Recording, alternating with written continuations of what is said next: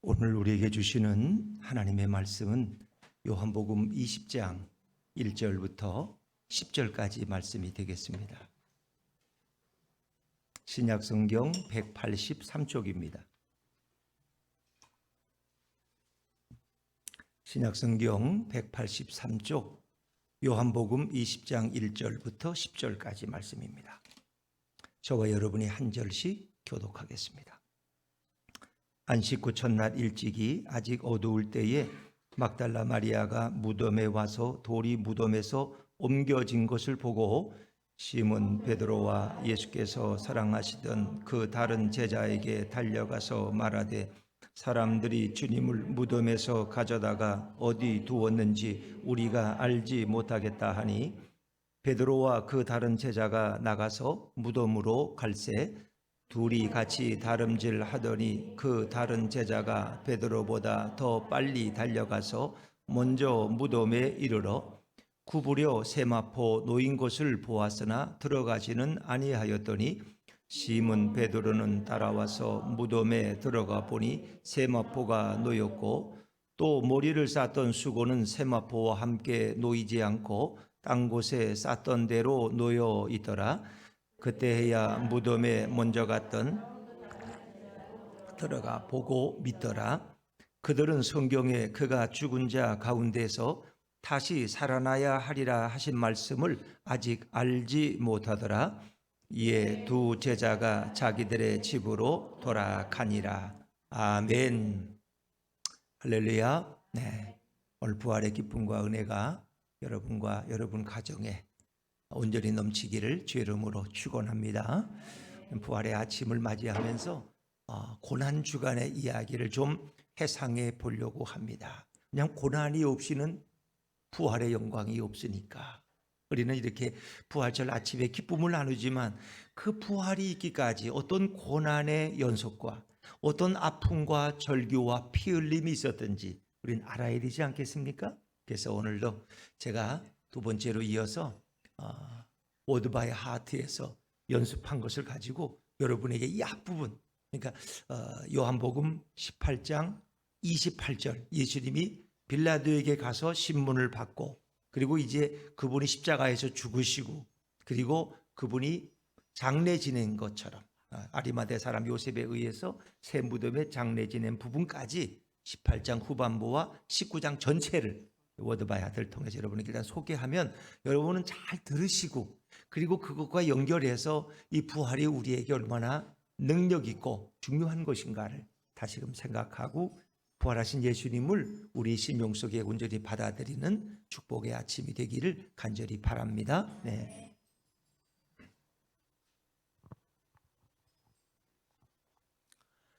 그들은 예수님을 데리고 가야바의 집에서 총독의 관저로 갔습니다.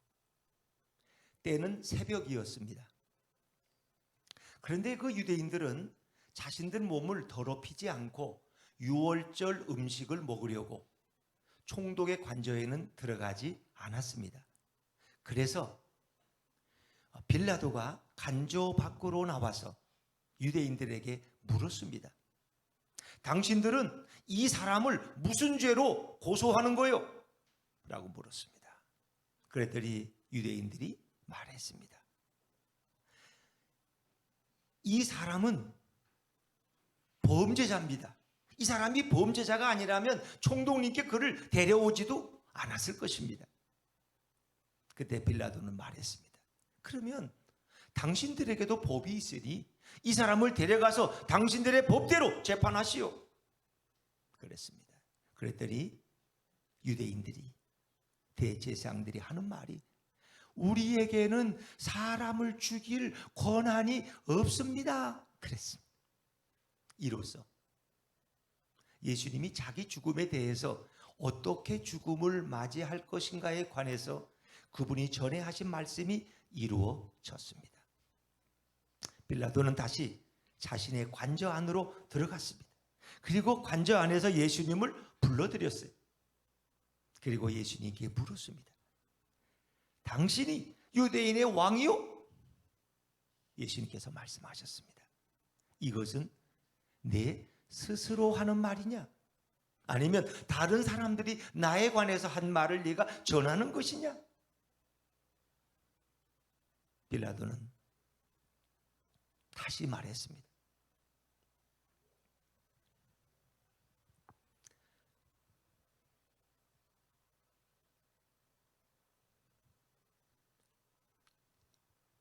빌라도는 다시 말했습니다.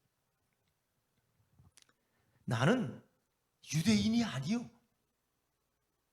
당신의 민족과 당신의 제사장들이 당신을 내게 넘겨주었소.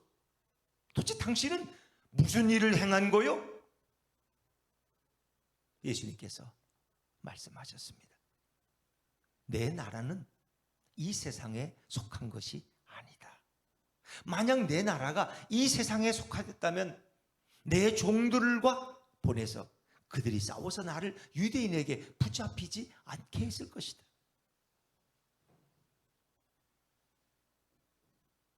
빌라도는 다시 묻습니다. 그렇다면 당신이 왕이요? 왕이 맞소? 예수님께서 말씀하셨습니다. 너가 나에 관해서 왕이라고 하는 것을 보니 바른 말을 하는구나. 나는 이것을 위해 태어났고 나는 이것을 위해서 왔다. 나는 진리에 대해서 증언하기 위해서 왔다. 빌라도가 예수님께 물었습니다. 진리가 무엇이요?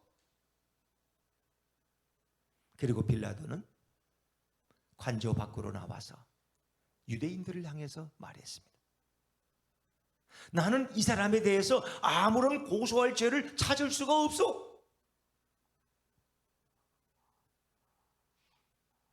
6월절이 되면은 내가 죄수 한 사람을 풀어줄 권한이 있는데 당신들의 왕을 당신들에게 내어주기를 바라시오? 그들은 소리쳤습니다. 이 사람이 아니라 바라바를 놓아주시오. 바라바를 놓아주시오. 바라바는 강도였습니다. 바라바는 다시 관저 안으로 들어와서 예수님을 데려다가 채찍질하게 했습니다. 군인들은 가시로 왕관을 만들어 예수님의 머리에 씌웠습니다. 그리고 자줏빛 옷을 예수님께 입혔습니다. 그리고 그들은 여러 차례 예수께 와서 유대인의 왕 만세 하며 조롱하며 예수님의 얼굴을 때렸습니다. 빌라도는 다시 관저 밖으로 나와서 내가 예수를 이 자리에 데리고 나오겠어.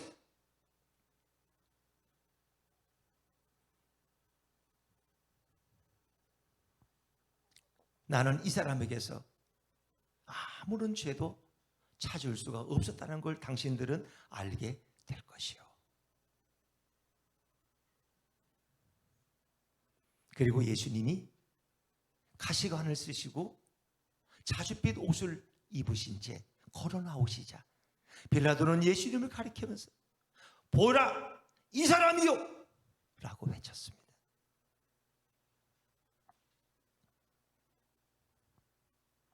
그때 대제사장들과 성전 경비병들이 소리쳤습니다. 십자가에 못 박으시오! 십자가에 못 박으시오! 빌라도는 말했습니다. 내가 예수를 너희에게 내어줄 테니 너희가 십자가에 못 박아라. 나는 이 사람에게서 아무런 죄도 찾을 수가 없어. 그랬더니 사람들은 또 대제사장과 함께 소리쳤습니다. 우리에게는 가이사 외에는 우리에게 왕이 없소. 당신이 이 사람을 죽이지 않으면 당신은 가이사의 충신이 아니요. 예수께서는 이제 빌라도는 이제 그들이 예수님을 데리고 가서 십자가에 못 박도록 그들에게 넘겨주었습니다. 군인들은 예수님을 데리고 나갔습니다. 예수님께서는 자기를 메어 달 십자가를 지시고 해골의 터, 아람어로는 골고다라는 곳으로 갔습니다. 사람들은 거기서 예수님을 십자가에 못 박았습니다. 그리고 예수님의 양 곁에는 두 강도도 함께 못 박혔습니다. 그리고 빌라도는 십자가 위에 명패를 붙였는데 그 명패에는 유대인의 왕 나사렛 예수라고 기록되었습니다. 그 명패를 많은 사람들이 보았는데 예수님이 죽으신 곳이 예루살렘 성에서 가깝기도 하고 그 명패에는 아람어와 그리스어와 라틴어로 기록되어 있었기 때문입니다. 유대인의 대제사장들이 와서 빌라도에게 요청했습니다. 유대인의 왕이라고 쓰지 말고 자칭 유대인의 왕이라고 써주시면 안 되겠소? 빌라도는 그들의 억지 같은 요구를 단칼에 거절하며 나는 내가 쓸 것을 썼노라. 예수님을 십자가에 못 박은 후에 그 밑에 있던 군인들은 예수님의 옷을 가져다가 4조각으로 나눴습니다. 그리고 저마다 한 조각씩 가져갔습니다. 그리고 이어서 그들은 예수님의 속옷도 가져왔습니다. 그리고 그들은 말했습니다. 이 속옷은 위로부터 아래로까지 통으로 짠 것인데 이것은 찢지 말고 제비를 뽑아서 한 사람 중에 누가 가져갈지 결정하자라고 말했습니다. 그런 일이 일어난 것은 그들이 나의 옷을 나누며 내 옷을 가져가기 위해 제비 뽑나이다 하는 예언이 응하기 위해서였습니다. 십자가 아래 여인들이 서 있었습니다. 예수님의 어머니 그리고 예수님의 이모 글로바의 아내 마리아 그리고 막달라 마리아가 거기에 있었습니다. 예수님께서는 어머니 곁에 예수님이 사랑하시는 제자가 곁에 있는 것을 보시고 어머니를 향해서 여자여 보십시오. 어머님의 아들입니다. 라고 말했습니다. 그리고 옆에 있는 제자를 향해서 보아라. 내 어머니시다. 라고 말했습니다. 그때부터 그 제자가 예수님의 어머니를 자기 집에 모셨습니다. 이 일이 이룬 후에 예수님은 이 모든 것이 다 이루어진 줄 아시고 성경을 성취케 하기 위해서 내가 목마르다 라고 말씀하셨습니다. 마침 그곳에 신포도주를 담은 항아리가 있었습니다. 군인들은 해면에 신포도주를 흠뻑 적셔서 우슬조 작대기에 매달아 예수님의 입에 대어 주었습니다. 예수님은 그 신포도주를 맛보신 후에 다 이루었다 라고 말씀하셨어요. 이 말씀을 하시고 예수님께서는 고개를 위로부터 아래로 떨구신 운명하셨습니다. 이날은 예비일이었고 다음 날은 안식일이었습니다.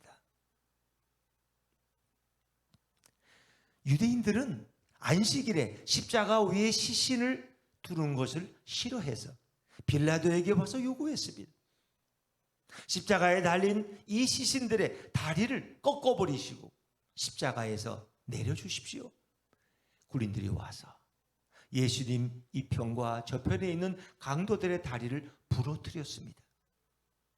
그리고 예수님께 가까이 왔을 때 이미 예수님이 숨을 거둔 것을 알게 되었고 예수님의 다리는 부러뜨리지 않고 창으로 예수님의 옆구리를 찔러더니 바로 피와 물이 쏟아져 흘렸습니다. 이 일을 본 사람의 증언은 참됩니다. 그가 말하는 모든 것은 진리입니다. 이 일을 기록한 것은 여러분으로 하여금 믿게 하려는 것입니다. 그리고 성경의 기록이 이루어졌습니다. 그의 다리를 꺾지 아니할 것이다. 또 다른 성경에는 그들이 자신들이 찌른 자를 볼 것이다 하는 말씀도 있습니다. 일 후에 아리마대 사람 요셉이 빌라도에게 가서 내가 예수님의 시신을 가져가겠소 라고 요청했습니다. 아리마대 사람 요셉은 예수님의 제자였지만 유대인들이 두려워서 그 사실을 감춰왔던 자였습니다. 빌라도가 허락하자 요셉은 예수님의 시신을 가져왔습니다. 요셉과 함께 니고데모도 왔습니다. 니고데모는 일찍이 밤에 예수님을 찾아왔던 사람이었습니다. 그는 몰약과 알로에를 섞은 향료 33kg을 가져왔습니다. 이 두 사람은 유대인의 장례 풍습에 따라서 예수님의 시신을 가져다가 향료와 함께 고운 배에 예수님을 감쌌습니다. 마침 그곳에는 한 동산이 있었는데 그 동산에는 아직 아무도 사용해보지 않은 새 무덤이 있었습니다. 마침 그날은 예비일이었고 또 그 무덤이 예수님이 죽으신 곳에서 가까웠기 때문에 요셉과 니고데모는 예수님의 시신을 그 무덤에 넣어 두었습니다. 말씀이 육신이 되어 우리 가운데 거하시니 그 영광은 아버지의 독생자의 영광이요 은혜와 진리가 충만했습니다. 모든 율법은 모세로부터 왔지만 은혜와 진리는 예수 그리스도로부터 왔습니다. 아무도 하나님을 본 사람이 없으되 하나님이시고 하나님 품에 계시던 독생하신 그분이 하나님을 우리에게 드러내어 주셨습니다. 여기까지입니다.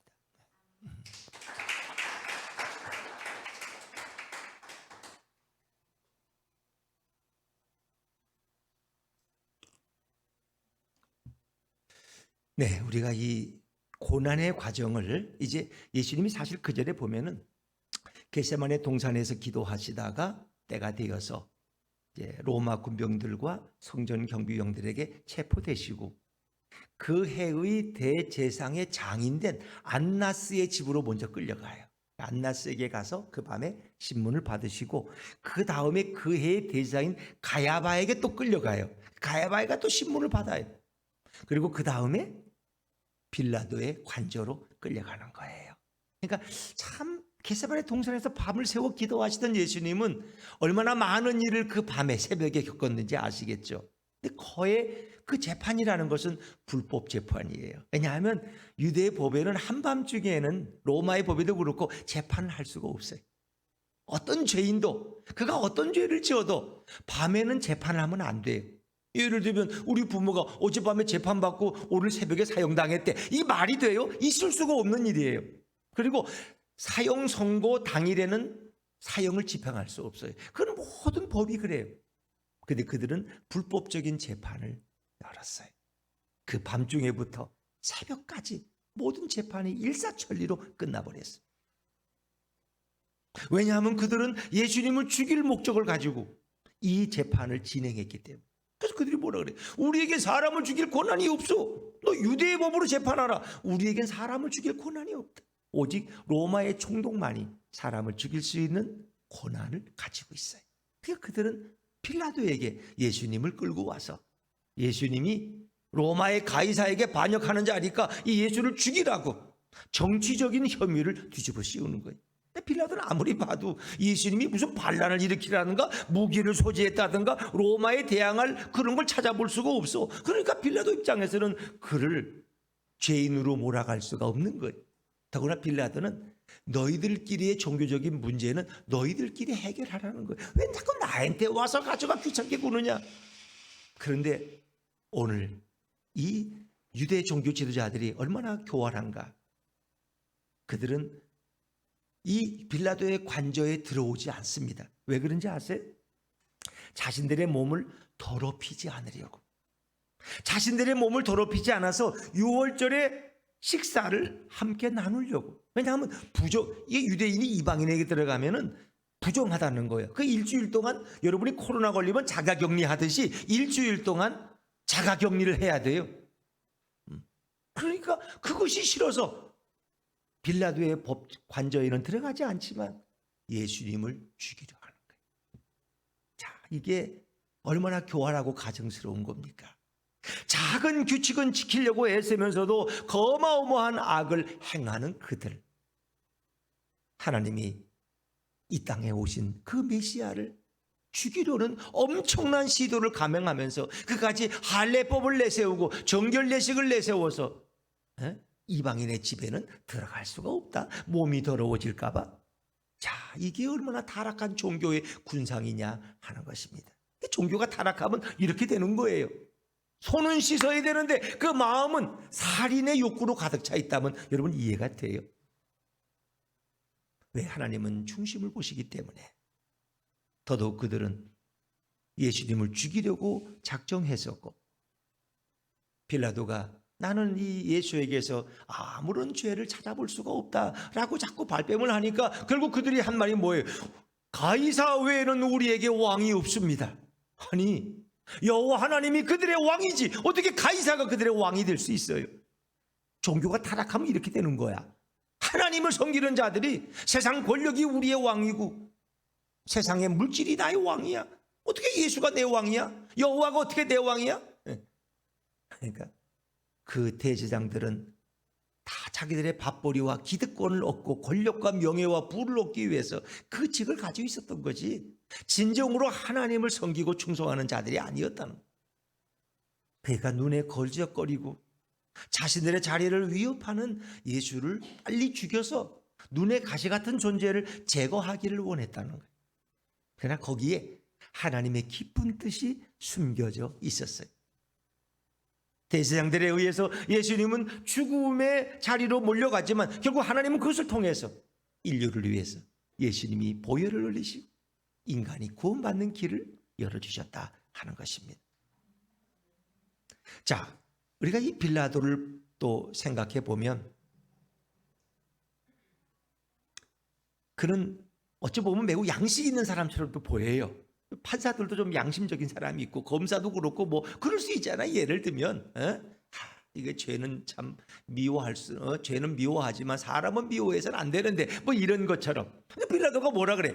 3번이나 외치. 나는 이 사람이 죄를 찾을 수가 없다는 거예요. 빌라도 굉장히 양식적인 사람이야. 양심적인 사람이고 말이야. 빌라도 정도만 되면 사람이 얼마나 젠틀하냐. 그런데 빌라도는 얼마나 교활한 사람인 줄 몰라요. 그는 정치적인 사람이고 자신의 정치적인 야망과 목적을 이룰 수 있다면 뭐든지 할 수 있는 사람이에요. 그는 이 유대인들끼리의 종교적인 문제에 끼어들기를 원치 않았어요. 또 왜? 거기 들어가면 해법이 없으니까. 자기 아내가 꿈을 꿨는데 당신은 그 예수란 사람의 일에 끼어들지 말라는데 꿈자리가 안 좋다는 얘기도 들었어요. 그래서 가능하면 손을 씻으려고 그래. 나는 이제와는 상관없다. 손을 씻는다고 뭐 마음이 깨끗해집니까? 그는 그렇게 피해가려고 해요. 굉장히 젠틀하고 양심적인 사람처럼 보이는데 결국 유대인들의 협박에 넘어갑니다. 당신이 예수를 죽이지 않으면 당신은 가이사의 충신이 아닙니다. 왜냐하면 빌라도가 유대인 난을 정복하느라 200명의 유대인을 죽였어요. 그것이 유대인들의 원성을 사게 되었고 그것이 로마의 가이사에, 로마의 황제에게까지 전달이 되었어. 로마의 황제는 그런 일을 극히 자제하라는 거예요. 우리를 로마를 거부할 때는 우리가 폭력을 행하지만 그들이 평화롭게 자기들끼리 살 때는 웬만하면 그냥 내버려두라는 거예요. 자기들의 법대로 살아가도록. 우리에게 세금만 잘 내면 되지 왜 자꾸 로마가 너무 깊이 개입하느냐. 그러지 말라는 거예요. 그런데 만약에 이 일로 인해서 제사장들이, 유대 지도자들이 로마의 가이사에게 청원을 낸다면 빌라도의 자리가 위험해질 수 있어요. 그러니까 이런 복잡한 일에 끼어들고 싶지 않아서 그런 예수님을 가능하면 풀어주려고 애쓰는 처럼 하다가 마지막에는 결국 그들에게 내어주고 자신은 손을 씻어. 나는 이 일과 상관없다. 너희들 마음대로 해라. 결국 빌라도는 예수님을 끝까지 보호하지 못해요. 그런 양심이 무너진 사람이요, 흔들리는 터전 위에 섰던 사람이요, 마지막에는 법에 따라 재판한 것이 아니라 자신의 정치적인 야욕을 위해서 타협한 사람에 불과했다는 것입니다.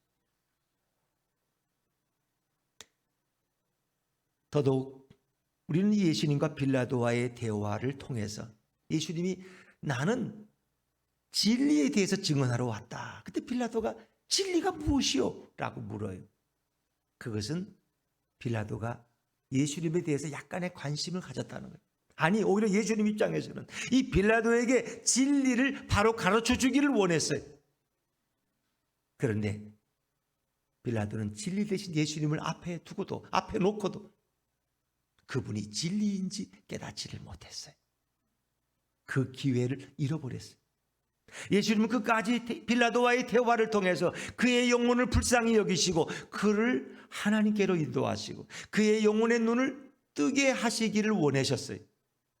예수님은 수가성의 사마리아 여인을 만났을 때도 그 여인의 영혼의 눈을 뜨게 하시고 그를 구원의 길로 인도하세요. 젊은 부자 간원을 만났을 때 그는 당당해서 부족한 것이 없어요. 모든 것이 완벽한 엄친아 같은 사람이야. 그러나 예수님은 그의 약점을 알아요. 내게 오히려 한 가지 부족한 것이 있다. 내게 있는 것을 다 팔아서 가난한 자들에게 주고 나를 따르라. 그런데 그 사람은 그것을 너무 뛰어넘지를 못했어. 그래서 그는 구원받지 못하고 그냥 고민하며 돌아갔다는 것입니다. 오늘 예수님은 빌라도를 진리의 길로, 진리의 눈을 뜨게 하시려고 인도하셨지만 빌라도는 마지막에 타협이라는 것으로 진리를 외면해버립니다. 그리고 우리가 사도신경을 암송할 때마다 빌라도의 이름이 오욕의 이름으로 열거되고 있지 않습니까?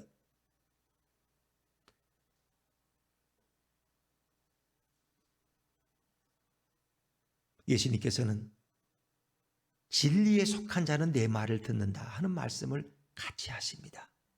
진리에 속한 자는 오늘도 내 말에 귀를 기울이고 내 말을 듣는다. 내 말에 순종한다. 그러나 빌라도는 진리에 속한 자가 아니었어요. 진리에 속한 자는 내 음성을 듣는다. 양들은 목자의 음성을 알기에 목자를 따라오는 거예요.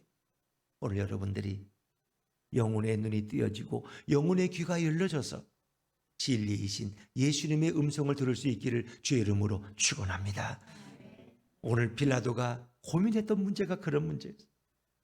오늘 유대 제사장들은 그들에게 여호와가 하나님이 아니라 왕이 아니라 카이사가 자신의 왕이라고 예수님을 죽이기 위해서 얼마나 잘못된 고백을 했습니까? 오늘 진정 우리의 왕이 누구시냐 하는 것입니다.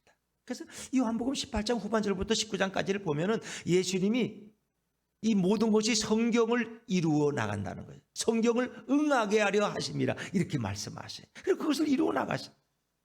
그래서 이방인의 손에 의해서 예수님이 죽을 것을 마태복음 20장 19절에 예언하셨는데 내가 예루살렘에 올라가면 이방인의 손에 의해서 십자가에 달리고 내가 죽을 것이다.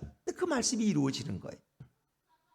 요한복음 19장 24절에 보니까 그들이 내 옷을 나누고 내 옷을 제비 뽑나이다. 이 시편 22편 18절 말씀이 이루어지는 거예요. 성취되는 거예요. 요한복음 19장 28절에 보니까 그 후에 예수께서 이 모든 일이 다 이루어진 줄로 아시고 성경을 응하게 하려 하기 위해서 내가 목마르다라고 말씀하셔요. 그것은 시편 69편 21절 말씀을 응하게 하기 위함인 것입니다. 그러니까 예수님이 십자가에서 행한 모든 사역과 말씀과 이 모든 것은 이미 성경에 구약 성경이 메시아의 죽음과 관련해서 예언된 말씀을 예수님은 하나하나 이루어 나가시는 거예요. 우리는 그것을 보면서 예수님이 누구라는 걸 알아요. 아, 이분이 메시아구나, 이분이 구원주구나, 이분이 바로 이 땅에 오신 하나님이시구나. 우리는 그것을 깨달아가는 거예요. 왜? 그분이 구약의 메시아의 예언을 하나하나 이루어 가셨기 때문에. 그리고 그 뼈가 하나도 꺾이지 아니하리라 하는 성경을 응하게 하려 하심이라. 제가 토요일 새벽에도 그런 말씀 드렸습니다. 출애굽기 12장에 보면 그들이 애굽에서 나올 때 10번째 재앙을 하나님이 내리시는데 이 10번째 재앙은 장자의 죽음이에요. 그래서 그것을 피하기 위해서는 어떻게 해요? 어린 양을 잡아서 그 피를 문설주와 임방에 발라야 돼. 그런데 그 양을 잡을 때 규칙이 있어요. 출애굽기 12장 46절에 보니까 그 양을 고기를 먹되 그 양의 뼈를 다리를 부러뜨리지 말아요. 꺾지 말라는 거예요. 그것은 바로 십자가에 달리신 예수님의 다리를 로마 군병들이 부러뜨리지 않을 것을 이미 예언하신 거예요. 왜? 예수님은 6월절에 어린 양으로 이 땅에 오셨기 때문에. 세례 요한은 예수님을 가리켜서 보라 세상 죄를 지고 가는 하나님의 어린 양이로다 라고 소리쳤습니다. 어린 양으로 오신 그분의 다리가 꺾이지 않을 것을 성경은 이미 오래전에 예언됐고 그대로 말씀이 성취되었습니다. 그래서 예수님 마지막에 뭐라 그랬어요? 마지막 말씀 다 이루었다. 다 이루었다. 그 구약의 모든 예언이 구약의 모든 약속의 말씀이 다 이루어졌다. 그리고 내가 십자가에 달리고 내가 고난을 당하고 내가 보혈을 흘림으로 모든 인류의 죄악이 다 용서되었다. 그거 다 이루어진 거예요. 그래서 이 이루었다는 말은 테텔레스타이, 값을 치르다. 인간들의 죄의 값을 예수님이 십자가에서 다 치르신 거예요. 다 치르셨기 때문에 이제 인간들은 진정한 자유와 구원을 얻게 된 거예요. 그것이 다 이루었다는 마지막 말씀. 그리고 오늘 이 요한복음을 기록한 요한은 십자가의 마지막까지 마리아와 함께 예수님을 지켜보았던 그 사람인데 그의 증언을 보면 이 증언이 참되다는 거예요. 자, 우리 앞으로 한 장 넘기시면 요한복음 19장 35절 말씀이 있는데 한번 같이 읽어볼까요? 요한복음 19장 35절 말씀. 성경은 덮어놓고 읽는 것이 아니라 펴놓고 읽으셔야 믿어야 되니까. 자, 요한복음 15장 35절 다 찾으셨어요? 자, 같이 한번 읽어볼게요. 요한복음 19장 35절 시작. 이를 본 자가 증언하였으니 그 증언이 참이라. 그가 자기의 말하는 것이 참인 줄 알고 너희로 믿게 하려 함이니라. 아멘. 요한이 왜 요한복음을 기록했는가?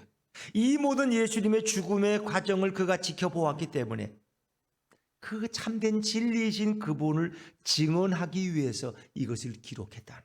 그리고 너희로 믿게 하려 함이니라. 너희로 믿고 구원을 받게 하려고 내가 이 성경을 기록했다고 성령에 감동된 요한은 이야기하는 거예요. 지난 주일을 제가 여러분에게 읽어드린 성경 속에 그런 게 있었죠. 요한복음 20장 31절 말씀 한번 다시 찾아볼까요? 요한복음 20장 31절 같이 읽습니다. 시작. 오직 이것을 기록함은 너희로 예수께서 하나님의 아들 그리스도이심을 믿게 하려 함이요 또 너희로 믿고 그 이름을 힘입어 생명을 얻게 하려 함이니라. 아멘. 이 모든 것을 기록한 목적은 너희로 하여금 예수님이 하나님의 아들 그리스도이심을 믿게 하려는 것이고 그의 이름을 힘입어 생명을 얻게 하려 함이니라 말씀합니다. 그렇습니다. 성경은 오늘 우리가 예수 그리스도를 믿고 그의 부활의 기쁨 속에 그의 성령의 임재 가운데 들어가기를 성경은 원하고 또 주님은 그것을 원하십니다.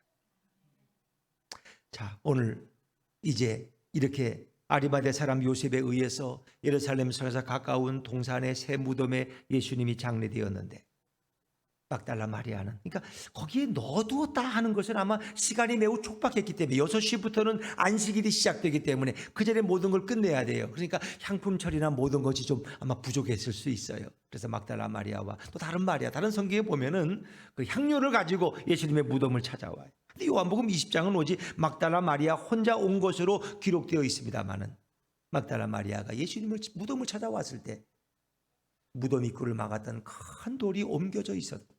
그 무덤이 비어 있는 것을 보게 되죠.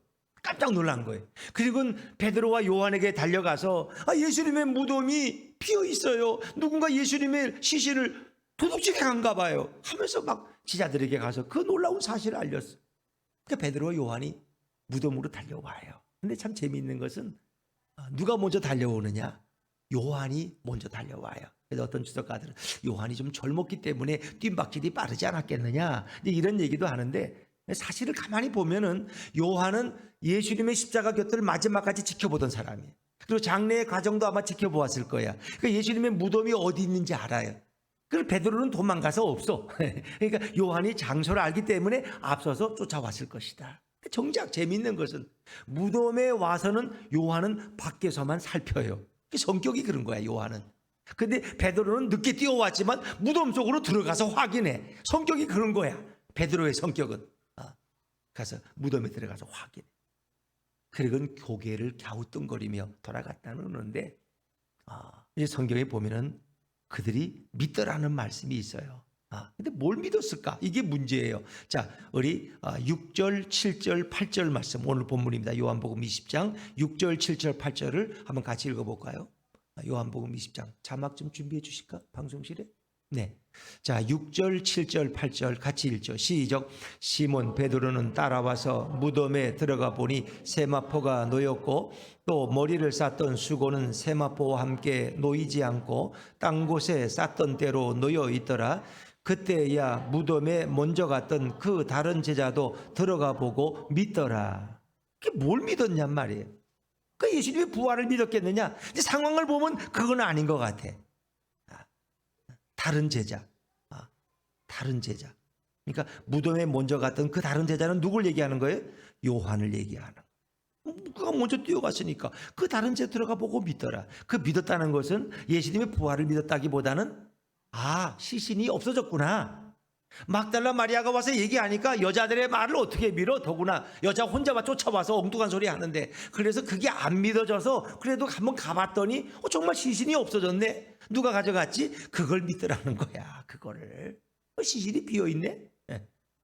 그걸 믿은 거야. 그러니까 부활을 아직 믿은 그런 믿음의 자리에 가지는 못했어요. 그리고 10절에 보니까 두 제자가 자기들의 집으로 돌아갔다. 아무 일도 없었다는 듯이 별일도 아니구만, 이렇게 사람을 귀찮게 하면서 그냥 돌아갔다는 거예요. 정말 예수님의 부활을 확신했다면 그들은 그냥 집으로 갈 수가 없었을 거예요. 부활하신 예수님이 어디 가셨을까? 예전에 갈릴리에서 나를 만나겠다고 했는데 그걸로 가봐야 되나? 이렇게 했을 거예요. 근데 그들은 아무런 변화가 없었어요. 그냥 집으로 돌아갔어. 무심코 아무 일도 없었다는 듯이. 더더욱 여러분 보세요. 이 6절과 7절의 말씀을 우리가 읽었습니다만은 보면 예수님이 누웠던 자리에 세마포가 그대로 놓여 있어요. 머리를 쌌던 수건도 세마포와 함께 놓이지 않고 딴 곳에 쌌던 대로 놓여 있더라. 자, 여러분, 이런 상황을 보면 이 모든 것이 가지런하게 정리되어 있다는 걸 의미한다는 거 아세요?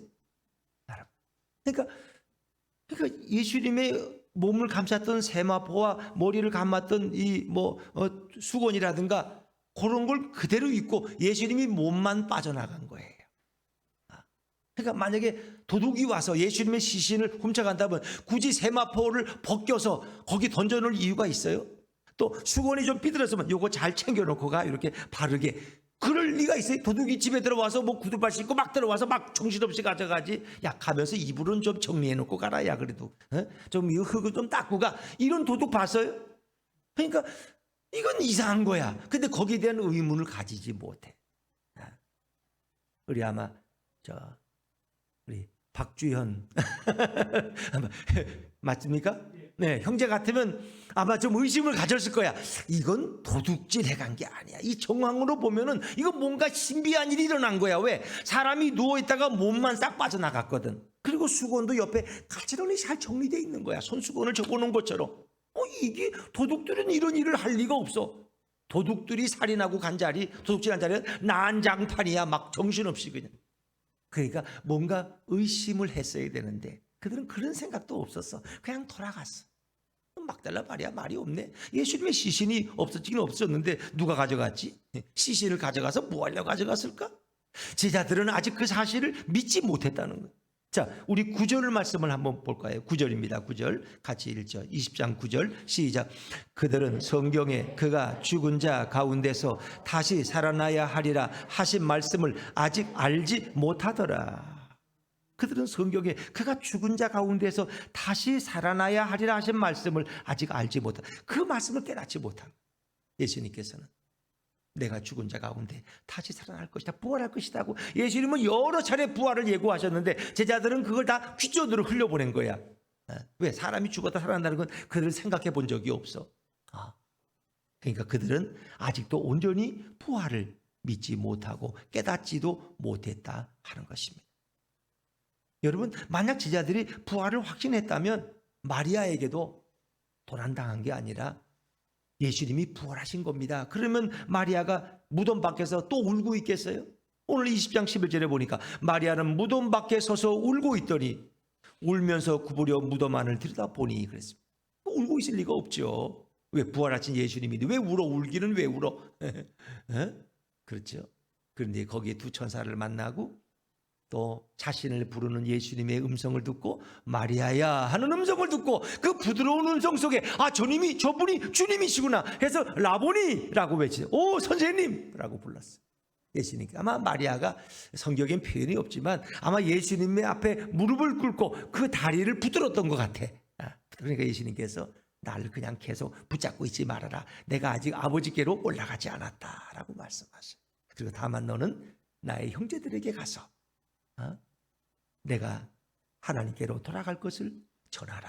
내 형제들에게. 이 표현이 너무 좋아요. 예수님은 우리를 누구로 생각해요? 형제로 생각해요. 형제 자매로. 너는 나의 형제들에게, 나의 자매들에게. 예수님이 우리를 부르신 것은 우리를 종 삼기 위해서 그런 게 아니에요. 우리를 갖다가 노예처럼 저 어디 바닷가에 뭐 섬에 어디 그 소금하는 일에 그냥 그 장애인을 갖다가 평생 월급 하나 안 주고 일만 시키는 이런 악덕 기업주가 아니란 말이에요. 예수님 우리를 형제로, 우리를 자매로 부르신 거야. 너의 형제들에게 가서 이 사실을 전하라. 그리고 예수님께서는 어떻게 해요? 제자들이 유대인들이 두려워서 무서워 벌벌 떨고 문을 꽉 잠궈뒀는데 그곳에 오셔서 그들에게 뭐가 필요해요? 평강이 필요해. 너에게 평강이 있을지어다. 3번씩이나. 그리고 그들에게 사명을 주시고 아버지께서 나를 보낸 것처럼 내가 너희를 보내노라. 도마가 그 자리에 없었어. 도마는 도저히 못 믿겠대. 내가 내 손을 손가락으로 예수님의 손바닥 상처에 찔러보지 않고서 내가 못 믿겠다는 거예요. 그 예수님은 도마를 위해서 또 오셨어요. 도마야, 이제는 찔러보아라. 내 손을 보아라. 내 손을 가지고 내 옆구리에 넣어보아라. 이제 믿음 없는 자가 되지 말고 믿는 자가 되어라. 그러면서 도마는 결국 나의 주, 나의 하나님, My Lord, My God라고 그 앞에 무릎을 꿇었어. 진정한 도마의 고백, 예수님을 하나님이라고 고백했어. 예수님께서는 너희가 보았기 때문에 믿느냐, 본고로 믿느냐, 보지 않고 믿는 자가 더 복되도다 라고 말씀하시면서 도마를 격려해 주세요. 그러니까 뭐 도마가 그 자리에 없었고 도마가 좀 의심했다고 예수님은 그 책망하시지 않아. 오히려 그를 축복해 주시고 도마를 파송하셔서 인도에 가서 많은 영혼들에게 복음을 전하게 하시는 것입니다. 사랑하는 여러분, 우리 예수님은 이 고난의 과정 그리고 사망 권세의 이 죽음을 이기시고 능력으로 생명으로 부활하신 줄로 믿습니다. 그분은 지금도 시퍼렇게 살아서 일하고 계시고 이 역사를 인도하고 계십니다. 그분은 우리의 주권자가 되십니다. 2000년 전에만 부활하고 지금은 사라진 그런 예수님이 아니라 지금도 이 땅에서 역사하시고 이 모든 것을 이루어 가시는 주권자가 우리 예수님이에요. 내 아버지께서 내게 하늘과 땅의 모든 권세를 내게 맡기셨다는 거예요. 그분은 지금도 우리의 머리카락까지도 세고 계십니다. 참새 한 마리도 그분의 허락이 없이는 땅에 떨어질 수 없다고 그분은 말씀하셨습니다. 오늘 본문을 읽으면서 마지막 부분에 이 요셉과 니고데모를 보면 하나 참 감동이 와요. 요셉은 예수님의 제자였지만 아리마대 사람 요셉은 그건 사실 공회원이었고 부자였어요. 근데 그 사실을 숨겼다는 거예요. 왜? 유대인들이 두려워서. 그 사실을 숨기고 은밀한 제자야. 은밀한. 이제 그런 제자를 뭐라 그래요? 비밀 정보 같은 제자. 자신의 신분을 드러내지 않고 위장 잔입해서 그냥 예수님이 제자가 아닌 것처럼 이렇게 살아가는 사람들. 여러분 우리 가운데도 얼마나 위장 전입하는 분들이 얼마나 많아. 내가 아닌 것처럼 은밀한 제자. 난 예수를 믿긴 믿지만 남들에게는 절대 안 드러내. 이제는 그런데 요셉이 달라졌어요. 아리마대. 빌라도에게 가서 감히 예수를 내게 주시오. 시신을 내게 주시오. 당당하게 공개적인 사람이 됐어. 진정 부활하신 주님을 만난 사람은 이제는 은밀한 제자에서 공개적인 제자로 자신을 드러낼 수 있기를 바랍니다. 왜? 주님이 나를 사랑하시고 주님이 나를 보호하시는데 언제까지 스파이처럼 이렇게 숨어서 간첩처럼 사랑하시겠어요? 이제 간첩 성도하지 마시고 이제는 공개적인 주님의 제자가 되시기를 바랍니다. 왜? 주님이 살아계시니까. 주님이 살아계시니까. 스파이가 아니야. 우리는 은밀한 제자가 아니야. 니고데모도 그렇잖아요. 향료 33kg를 가져왔어. 여러분, 이 33kg가 어느 정도냐면 약 500만 불의 어치의 값이라는 거예요. 근데 이게 이제 데나리온으로 치면은 이 엄청난 건데, 마리아가 나도 향유 옥합을 깨뜨려서 예수님의 머리에 부을 때 지하들이 그거 그랬어요.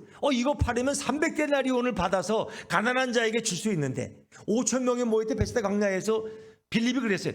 이 떡이 어디 있습니까? 그리고 이들을 다 먹이려면 200데나리온 어치의 돈이 필요한데 그런 돈이 어디 있습니까? 말했습니다. 그러니까 한 데나리온은 노동자 한 사람의 품삯. 그 지금으로 치면 10만 원이고 20만 원이고 뭐 많이 받는 사람은 30만 원 되고 그러겠죠. 보통 한 20만 원 정도 10만 원으로 쳐도 그래요. 그런데 이 니고데모가 드린 향료의 헌신은 500만 불이면 100년치의 노동자의 임금. 그러니까 마리아가 드린 이 300데나리온은 1년 동안의 노동자의 임금이라면 니고데모가 드린 것은 100년 동안에 받을 노동자의 임금을 드린 거예요. 그러니까 그의 헌신이 달라졌다.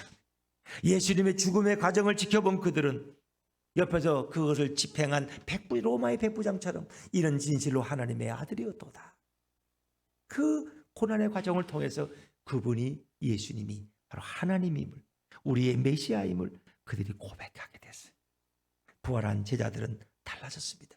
문을 잠그고서야 안심이 되고 숨어 있어서야 마음이 편한 그들이었지만 부활하신 예수님을 만난 그들은 그때부터는 주님을 드러내고 주님을 찬양하고 주님을 높이는 하나님의 사람들이 된 줄로 믿습니다. 부활의 아침을 맞이한 우리들도 이제 의심과 두려움의 껍데기를 과감하게 깨치고 나가서 예수님 부활하셨습니다. 예수님 살아계십니다. 그 예수님이 나의 왕이 되시고 그 예수님이 내 인생에 동행하십니다. 나는 그분이 나와 동행하기 때문에 세상이 조금도 두렵지 않습니다. 오늘 이 확신을 가지고 힘차게 한 주간을, 아니 올 1년을 살아가는 저와 여러분 되시기를 제 이름으로 축원합니다.